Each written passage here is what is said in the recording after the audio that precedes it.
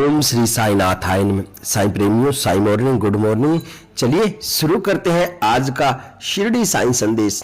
क्या सोच रहे हो साई भक्तों? बाबा पर विश्वास है ना? ऐसे ही विश्वास बनाए रखना। देखना एक दिन और वो सुबह आपके जीवन में जल्दी होगी। वो दिन जल्दी आएगा जब आप कहोगे कि हाँ, मेरे बाबा ने मेरे लिए बहुत कुछ किया है। बड़ी उम्मीद और गर्व के साथ हम अपने बाबा का नाम लेंगे। क्यों नहीं लेंगे? क्योंकि बाबा हमारे जीवन में हमारे सभी संघर्षों का अंत कर देंगे, सभी दुखों का अंत कर देंगे। और बाबा ही तो है जो हमारे जीवन की इस नैया को उस पार लेके जाएगा।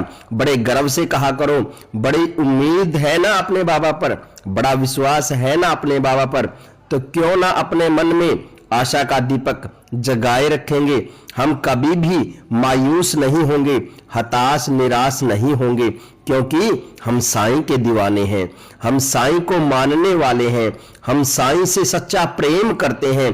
चाहे स्थिति कैसी भी हो साईं प्रेमियों, बाबा हमेशा तुम्हारे साथ थे, हैं और रहेंगे।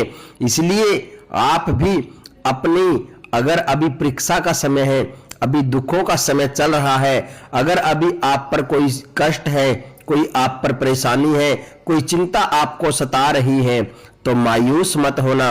अपने बाबा पर विश्वास मत छोड़ना, अपने बाबा से विश्वास मत तोड़ना। बस जुड़े रहना अपने बाबा से और मांगते रहना अपने बाबा से, हक से मांगते रहना। क्योंकि ये साईं नहीं है, हमारे पिता हैं, हमारी माँ है, साईं माँ है, द्वारका माई में बैठे हुए वो संत और कोई नहीं।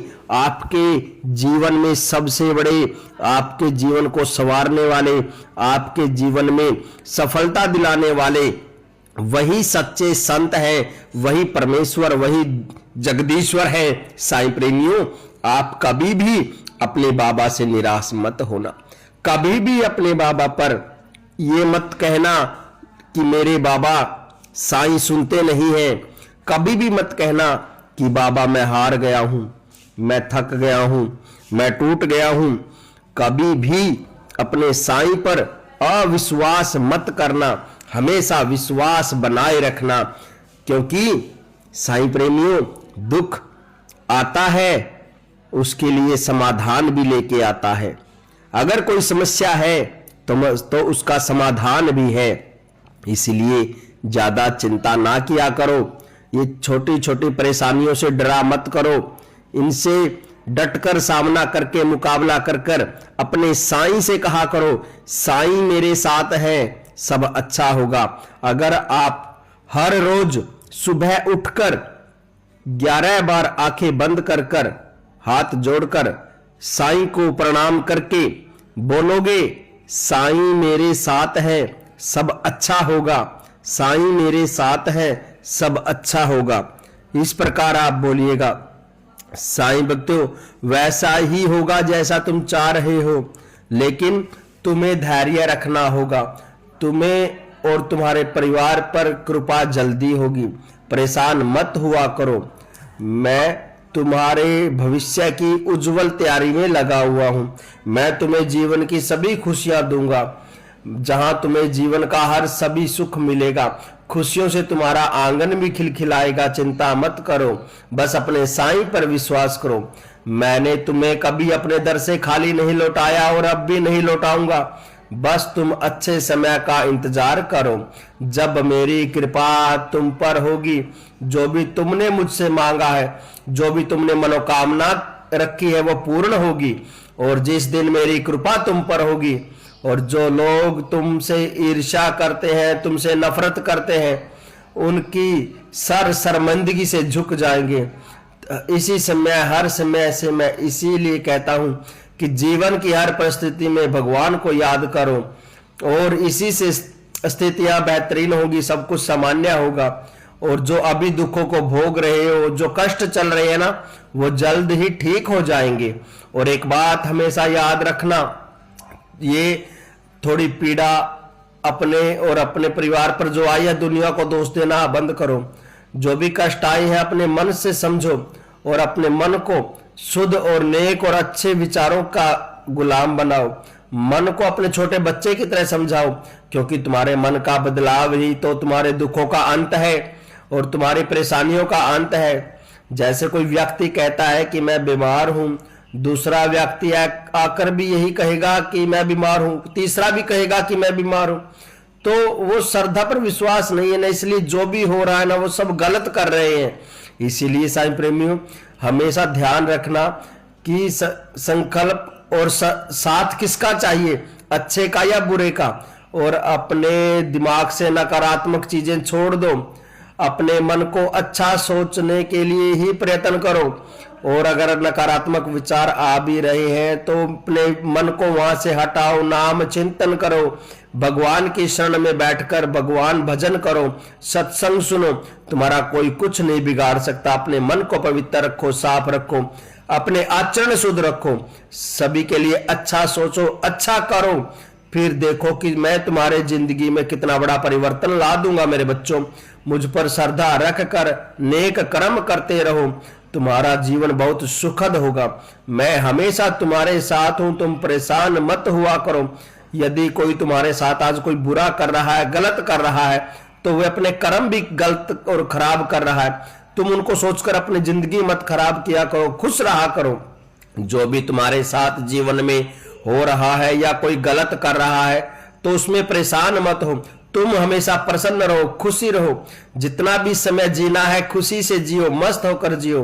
किसी की सोच या व्यवहार का प्रभाव अपने ऊपर मत आने दो। तुम साईं से इतना प्यार करते हो, मेरी दिन रात भक्ति करते हो, आराधना करते हो, और कभी भी किसी को अब इतना अधिकार मत देना कि तुम्हें तुम्हारे मार्ग से भटका दे। जो तुमने ये भक्ति का मार्ग चुना है ना, इस मार्ग पर तुम्हारी जीत अवश्य होगी, निश्चिंत ही। यहां तुम्हें कोई हरा नहीं सकता। तुम जब भी गृहस्थी में रहकर मेरी पूजा आराधना करते हो ना, और इसी में तो तुम्हारी जीत भलाई है। और जो भी तुम्हें अगर कुछ अच्छा नहीं लगता तो उस दूसरों के साथ भी गलत व्यवहार नहीं करना चाहिए। अगर कोई व्यवहार में गलत चल रहा है तो उसे वही रोको, समझाओ, बताओ कि ये गलत है, इसका परिणाम गलत होगा सब।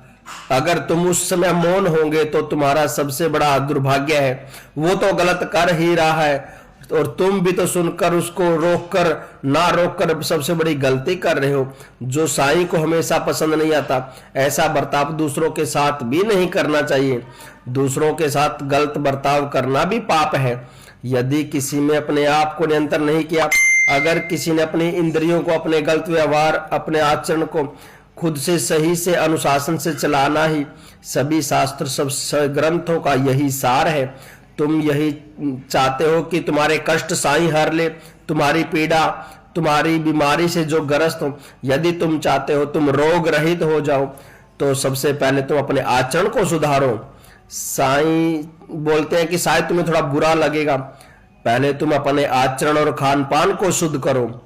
कोई तंत्र मंत्र और ना ही किसी का आशीर्वाद तुम्हें काम आएगा। थोड़ा सा जीवन में सावधान हो जाओ तो सुखी हो जाओगे। व्यक्ति कमी दूसरों में खोजता है, लेकिन कमी खुद के अंदर भी होता है। मांस मदिरा का सेवन आज से ही छोड़कर नेक और अच्छे इंसान बन जाओ।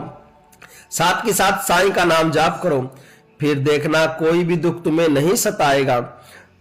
ये शब्द बुरे जरूर लगते हैं मेरे बच्चे, अगर ऐसा नहीं कर पाए तो तुम्हारी बुद्धि भी नष्ट हो जाएगी, तुम्हारा कल्याण कभी नहीं हो सकता मेरे बच्चे। किसी भी तरीके की तंत्र मंत्र विद्या काम नहीं आने वाली। किसी का आशीर्वाद, अगर सुखी होना है तो बस अपने कर्मों से होना है। इसलिए भक्ति में खो जाओ, और भक्ति में खोकर अच्छे कर्म करो, वही तुम्हें और तुम्हारा सच्चा रास्ता दिखा सकता है। और सही से अच्छे कर्म का, कर्तव्य का पालन करते रहो। ये मेरी अच्छी और सच्ची पूजा है। जो अपने परिवार के प्रति, घर के बूढ़े बुजुर्गों के प्रति तुम्हारा जो कर्तव्य है वो श्रद्धा से निभाते चले जाओ, कभी भी पीछे मत हटो। और जो व्यक्ति अगर कुछ गलत करता है, उसके हृदय से एक आवाज आती है कि ये गलत है, और वो धीरे से आवाज सबके हृदय से जरूर आती है, लेकिन वो उसे नजरअंदाज कर देते हैं। लेकिन ऐसा हरगिज करना तो गलत है। जो गलत है उसे सुधारो, जीवन में सुधार कर आगे बढ़ो, और अपने दिल की आवाज जरूर सुननी चाहिए। जब भी तुम कुछ गलत कर रहे होते हो तो बस तुम्हारे मन में जो हलचल होती है वही तो ईश्वर की आवाज होती है, वही हमें गलत करने से प्रेरित कर रही होती है, रोक रही होती है। हमें अपने मन की बात मान लेनी चाहिए, तभी तो हम सुख की प्राप्ति कर पाएंगे। बस प्रभु के आगे अपना आत्मसमर्पण करके नाम जाप करो, फिर ऐसी कोई ताकत नहीं है जो तुम्हें हरा सके मेरे बच्चे। और साथ ही सच्चे मन और भक्ति करो, छोटे बच्चे की तरह साफ, निर्बल और नादान बन जाओ, फिर प्रभु अपने आप को तुम्हें संभालेंगे, वही तुम्हें रास्ता दिखाते चले जाएंगे। किसी से भी ईर्ष्या और द्वेष मत करो मेरे बच्चों, तुम्हारे सभी पाप नष्ट हो जाएंगे। किसी के देखकर मत चलो, जो जैसा कर रहा है उसे करने दो, बस तुम अपने आप को संभालो, ईश्वर तुम्हें संभालेंगे, सहारा देंगे। धैर्य भी रखो, सबूरी रखो, मैं तुम्हारे अंग संग हूं, राम जी भला करेंगे। राम कृष्ण हरे, राम है, साईं है, श्याम है, साईं ही सबका रूप है। इसलिए कभी भी किसी को ये ना सोचो कि राम अलग है, श्याम अलग है। अगर आप साईं को जिस रूप में पूजोगे उसी रूप में आपको दर्शन देंगे। इसलिए सदा सुखी रहो, सदा मस्त रहो, स्वस्थ रहो। आपको संदेश कैसा लगा?